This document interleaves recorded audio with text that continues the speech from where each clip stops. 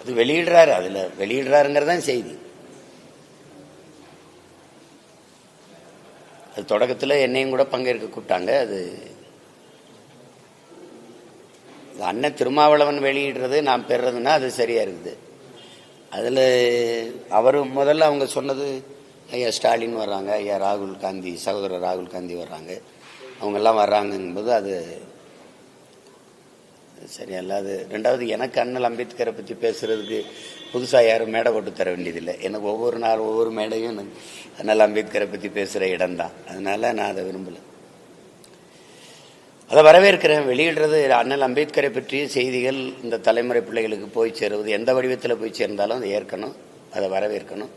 அந்த வழியில் தம்பி விஜய் வெளியிடுறதை நான் வரவேற்கிறேன்.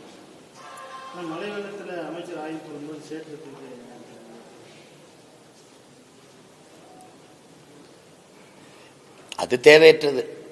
என்னை கேட்டால் போராடுவதற்கு எங்கள் ஐயா மருத்துவர் அவர்கள் ராமதாஸ் அவங்க சொல்கிற மாதிரி போராடுவதற்கு எத்தனையோ வழிமுறை இருக்குது.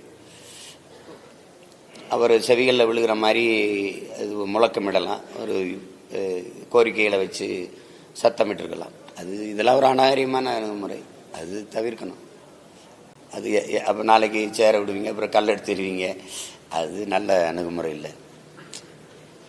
எதிர்ப்பை, மக்களுடைய எதிர்ப்பை உணர்த்துவதற்கு, வெளிக்காட்டுவதற்கு எத்தனை வழிகள் இருக்கு, ஜனநாயக முறையிலே வழிகள் இருக்கு.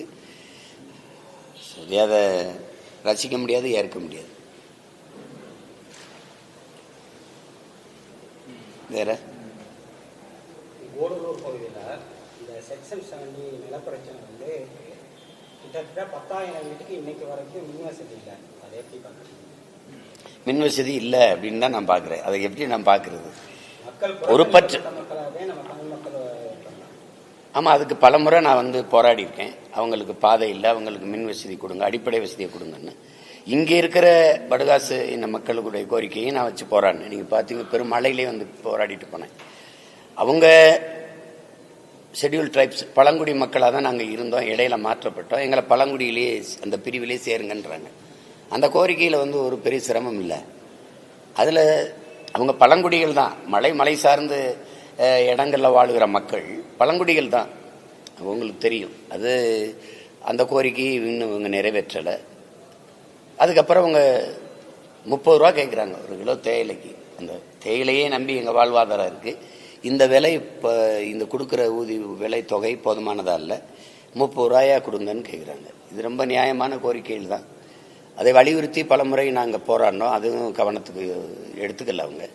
இப்போ நீங்கள் சொல்கிற மாதிரி 10,000 குடிகளுக்கு மின் தொடர்பு இல்லாமல் இருக்குது அப்படின்னா, மலை காடுகளுக்குள்ள, தேயிலை தோட்டங்களுக்குள்ள நிறைய பூச்சி, பாம்பு, வனவிலங்குகள் ஊறி வர்ற இடங்களுக்குள்ள மின் இணைப்பு இல்லாமல் குழந்தை குட்டிகளை வச்சு, கர்ப்பிணி பெண்களை வச்சு, வயது முதிர்ந்தவர்களை வச்சு மக்கள் வாழ்வது என்பது எவ்வளவு கடினமானது என்பதை எல்லாருமே அறிவாங்க.